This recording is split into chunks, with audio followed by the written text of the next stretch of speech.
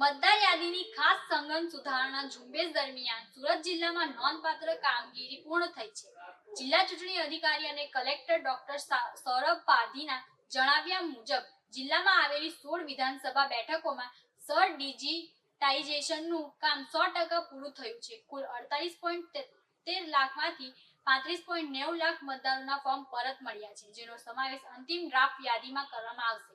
મતદાર યાદીની ખાસ સઘન સુધારણા કાર્યક્રમ SIR હેઠળ જિલ્લા ચૂંટણી અધિકારી અને કલેક્ટર ડોક્ટર સૌરભ પારધીના અધ્યક્ષસ્થાને જિલ્લા સેવા સદન ખાતે વિવિધ રાજકીય પક્ષોના પ્રતિનિધિઓ સાથે બેઠક યોજાઈ હતી, જેમાં તારીખ 10મી ડિસેમ્બર બુધવારે આખરી ખાસ કેમ્પમાં મહત્વ ગણતરી ફોર્મ પરત કરવા આવે તેવો અનુરોધ કરી સૌના સહકારની અપેક્ષા વ્યક્ત કરી હતી.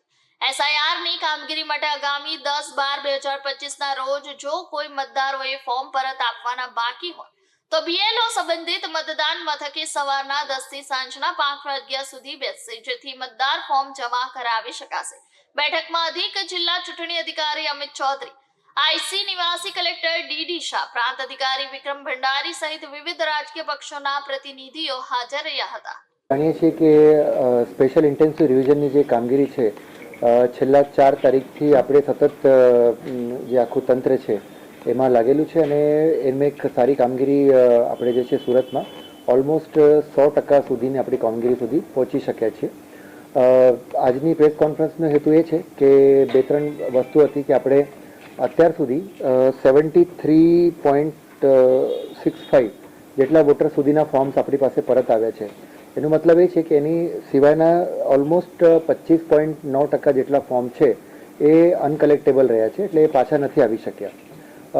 કમિશનની સૂચનાથી અમે ગઈકાલે બધા BLO શ્રી મારફત એવા જેટલા પણ અબસેન્ટ, ડેડ, શિફ્ટેડ વોટર્સ હતા એમની યાદી છે પોલિટિકલ પાર્ટીઝના જે બૂથ લેવલ એજન્ટ છે એમને સોંપી છે અને એ સેમ યાદી છે આપણે કલેક્ટર ઓફિસની જે વેબસાઇટ છે એમાં પણ મૂકી છે. એટલે બધી જાહેર જનતાએ જોઈ શકશે કે જેટલા જે ફોર્મ્સ છે ઓલમોસ્ટ અરાઉન્ડ 12,68,000 જેટલા ફોર્મ્સ છે એ ફોર્મ્સ જે કયા લોકોના ફોર્મ્સ પાછા નથી આવી શક્યા એની બધી જ એ ટોટલ યાદી છે નામ સાથે આપણે પાર્ટ વાઇઝ એમાં મૂકી છે આપણા વેબસાઇટ ઉપર, તો બધા જ જોઈ શકશે. અને એમાંથી કોઈ પણ લોકોને એવું લાગે કે ભૂલથી એમાં ASDમાં એમનું નામ જતું રહ્યું છે તો અત્યારે પણ આપણી પાસે ટાઈમ છે. નેક્સ્ટ 3 દિવસમાં એટલે 9, 10 અને 11 એ સંપર્ક કરીને પોતાના BLOનો સંપર્ક કરીને એ ફોર્મ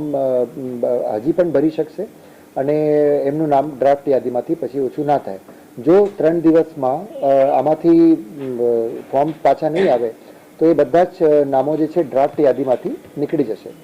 જો કે હું અહીંયા એ પણ મેન્શન કરવા માગું છું કે જો ડ્રાફ્ટ યાદીમાંથી નામ નીકળી પણ જાય તો પણ કોઈએ પેનિક થવાની કોઈ જરૂર નથી. એના પછી જ્યારથી ડ્રાફ્ટ રોલ પબ્લિશ થશે 16 તારીખથી આપણે જે બધા જ લોકો 6 નંબરના ફોર્મ્સ ભરી શકશે અને ફરીથી પોતાનું જે નામ છે એ યાદીમાં ચડાવી શકશે. બટ હિતાવહ એ છે કે અત્યારે જે 3 દિવસનો આપણી પાસે ટાઈમ છે એમાં જેટલા પણ પોતાનું નામ ચેક કરી લેજો અને જો ASD યાદીમાં સમાવેશ થતું હોય તો તમારા BLOને સંપર્ક કરીને એ પોતાનું જે ફોર્મ છે એ જમા કરાવી દે.